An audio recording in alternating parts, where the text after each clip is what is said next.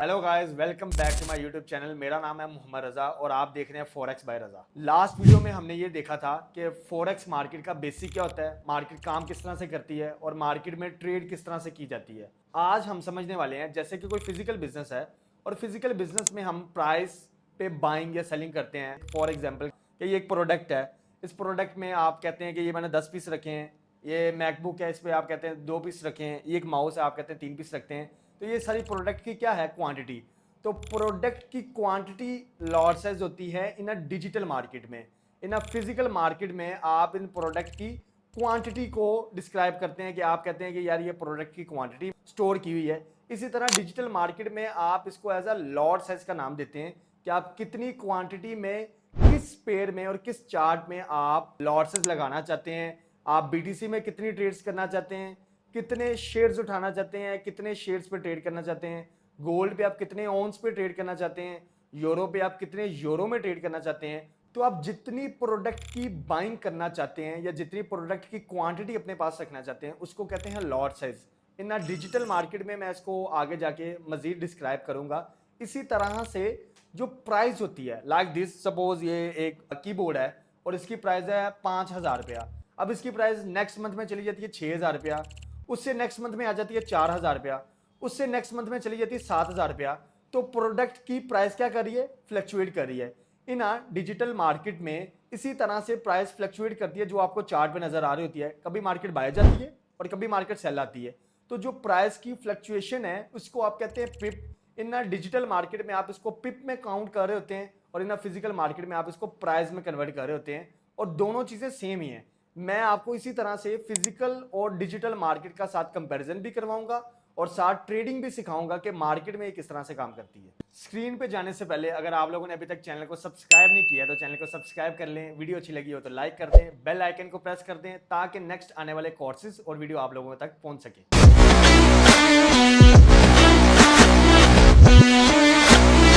Let's start on screen. जी, हम आ चुके हैं स्क्रीन के ऊपर और सबसे पहले समझते हैं लॉट साइज।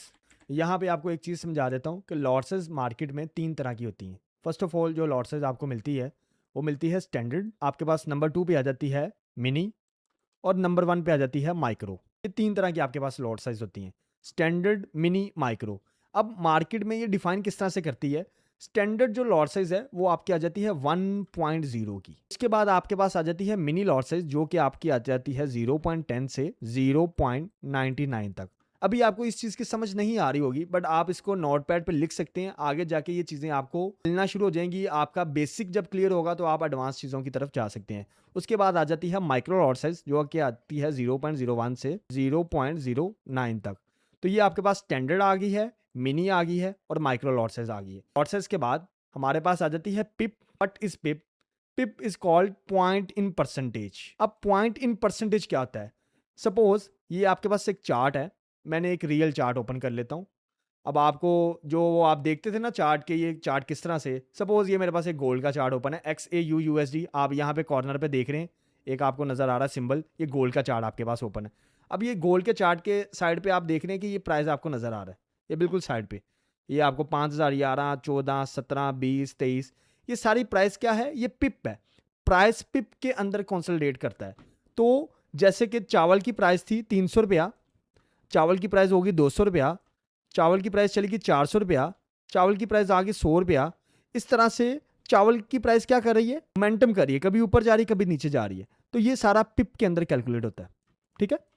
अब पिप और लॉट साइज के साथ हम क्रॉस बाउंडिंग किस तरह से कैलकुलेट कर लेते हैं, या हम किस तरह से उसमें से परसेंटेज निकाल लेते हैं, या प्रॉफिट या लॉस की रेशियो कैसे निकाल लेते हैं। कि सपोज यहाँ पे एक एग्जांपल समझनी है आपने, चावल की प्राइस थी 400 रुपया। अब आपने क्या किया, 400 रुपये चावल की प्राइस थी और उसके बाद आपने 20 बोरियां खरीद ली। कितनी?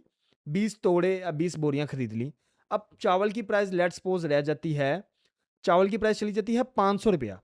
अब आपने 20 बोरियां खरीदी थी, हर बोरी में आपको कितने रुपए का मुनाफा हुआ? 100 रुपए का, क्योंकि एक बोरी 400 रुपए की थी, आपने कितनी क्वांटिटी खरीद ली? 20 बोरियां। ये आपकी क्या है? ये आपकी लॉट साइज है और ये आपका पिप है। अब आपने ये समझना है कि आपने 20 बोरियां खरीदी, हर बोरी में 100 रुपए का प्रॉफिट हुआ। तो 100 रुपए को आप 20 बोरियों के साथ मल्टीप्लाई करेंगे तो आपके पास क्या आ जाएगी वैल्यू? 2,000 रुपये आपका ये प्रॉफिट आ जाएगा। इसी तरह ही फॉरेक्स मार्केट में किस तरह से प्रॉफिट और लॉस को कंसोलिडेट किया जाता है, इसके बारे में आगे समझते हैं। तो यहाँ पे आपको ये चीज़ समझ आ गई होगी कि आप प्रोडक्ट की किस तरह से क्वांटिटी लेते हैं और उसको किस तरह से प्राइस के साथ मल्टीप्लाई करके प्रॉफिट या लॉस की रेशो निकालते हैं।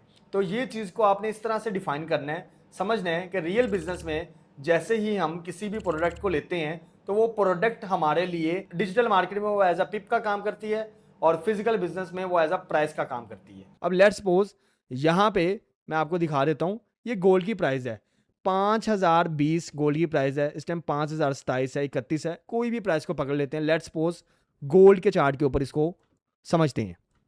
अब अगर गोल्ड के चार्ट को समझा जाए, अगर आपके पास प्राइस है 5,020 और उसके बाद पॉइंट आगे लग जाता है 300।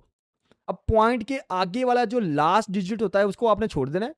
पहले वाला डिजिट आपका एज अ सेंट में यूज हो जाएगा, फर्स्ट वाला जो डिजिट है वो आपका एज अ पिप में यूज हो जाएगा। और जैसे बाइक का किलोमीटर या गाड़ी का किलोमीटर नहीं होता, उसी तरह से आपके आगे डिजिट्स बढ़ते जाएंगे और आपकी रेशो भी बढ़ती जाएगी। इसको बड़े इजी तरीके से समझा देता हूँ लाइक दिस। मार्केट की प्राइस थी 5,020.300 या 30 कर लें या 300 कर लें। उसके बाद मार्केट की प्राइस चलेगी 5,040.300। अब आपने ये चीज समझनी है कि मार्केट कितने पिप अगेन कर गई या कितने पिप आगे ऊपर चलेगी। अब प्राइस थी 5,020.300, अब उसके बाद मार्केट की प्राइस चलेगी 5,040.300। इसमें आपने पहले डिजिट्स को काट देना है और ये भी काट देना है। आप पॉइंट के एंड वाले जितने भी डिजिट्स हैं उसको आप कट भी कर सकते हैं, उसको हम आगे जाके समझ लेंगे। आपने सिर्फ इस डिजिट्स को गौर करना है। 5,020 से 5,040 पे चलेगी तो कितना फर्क आ गया आपका? 20 का फर्क आ गया। अब जो पॉइंट लगा था उसको देख लें और उसके आगे वाले जो डिजिट्स हैं उसको निकाल लें। सपोज 300 में से 300 निकाले तो क्या आ गया? 0।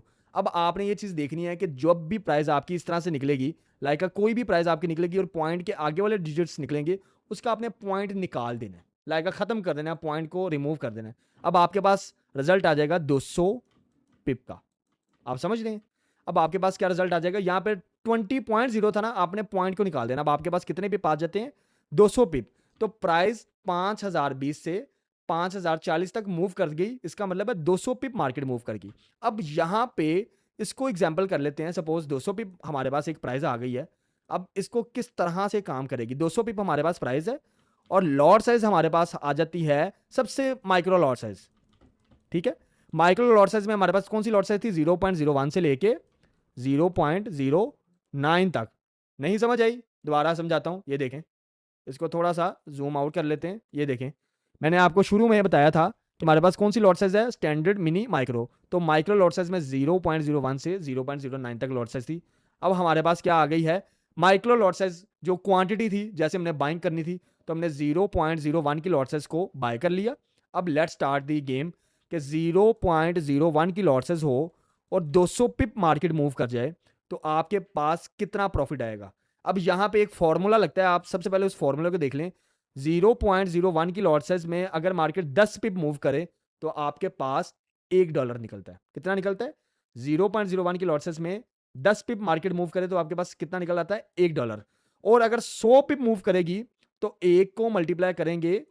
अब 10 पिप पे कितने डॉलर निकल रहे थे? 1। तो 10 तकसीम 100, तो आपके पास आंसर कितना आता है? 10। तो ए को मल्टीप्लाई करेंगे 10 से तो आपके पास कितना आंसर आ जाएगा? $10।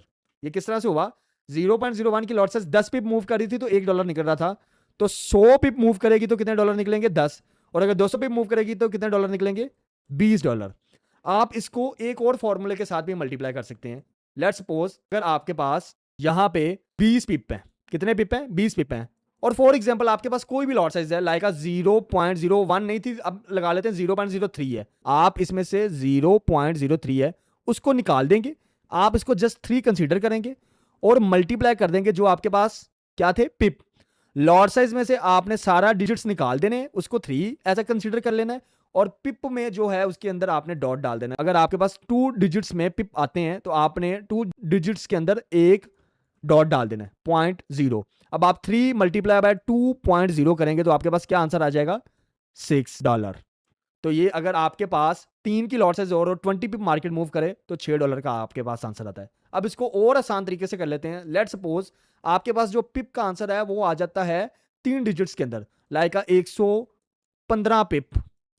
लेट्स सपोज मार्केट में इस तरह से भी मूव कर सकती है, मार्केट 115 पिप मूव कर सकती है, और आपके पास लॉट साइज है, हम मिनी लॉट साइज के अंदर आ जाते हैं, 10 0.10 की लॉट साइज है, 115 पिप मार्केट मूव करती है। अब आपने 0.10 की जो लॉट साइज है उसको डाल देना 10। मैंने आपको पहले बताया था कि पॉइंट के आगे वाले हिस्सों को खत्म कर देना। अब आपने डाल देना 10 मल्टीप्लाई बाय, अब यहां पे आप पहले 2 डिजिट्स के बाद डॉट डालेंगे।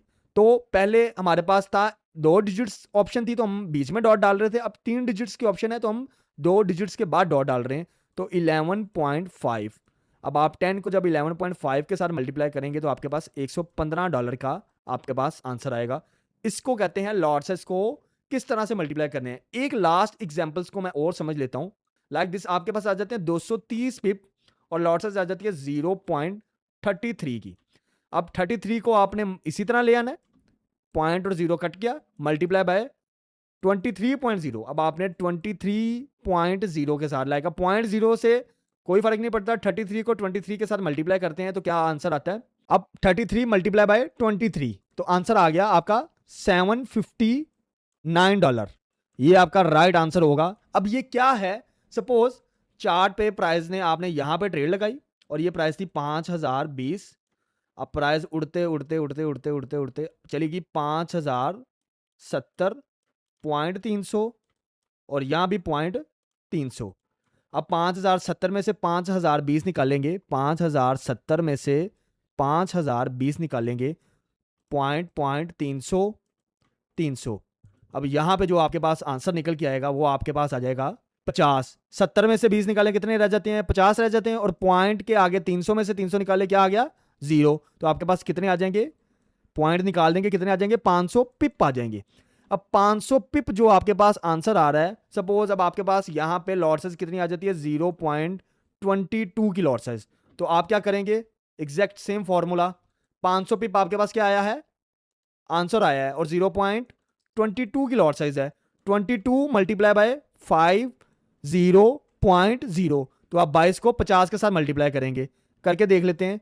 अगर यहां पे एक चीज आपने नोट करनी है, 22 मल्टीप्लाई बाय 50.0, आपने 0.0 भी लगाना है, क्योंकि अगर पॉइंट के आगे वैल्यू चेंज हो जाती है, पॉइंट के आगे वैल्यू 3 हो जाती है, 4 हो जाती है, 5 हो जाती है, सपोज कोई भी वैल्यू निकल आती है, तो आपके पिप चेंज हो जाएंगे, प्रॉफिट चेंज हो जाएगा। अब यहां पे आपके पास आ जाता है $1100।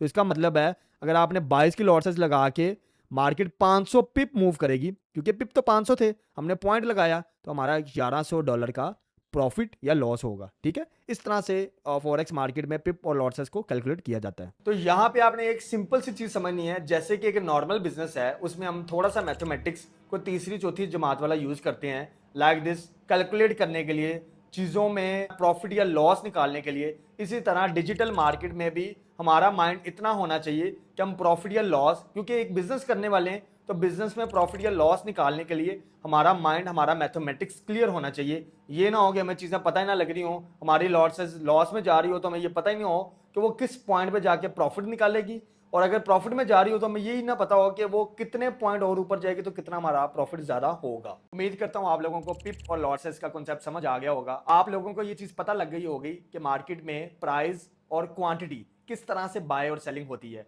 नेक्स्ट वीडियो में हम ये समझेंगे कि मार्केट में बाय और सेलिंग आप किस ऐप पे और किस तरह कर सकते हैं। इसके अलावा अगर आपके वीडियो में कोई सवाल थे तो आप मुझे कमेंट बॉक्स में सवाल पूछ सकते हैं। वीडियो अच्छी लगी हो लाइक कर दें, सपोर्ट के लिए सब्सक्राइब कर लें। अपना ख्याल रखें, दुआओं में याद रखें। अल्लाह हाफिज़।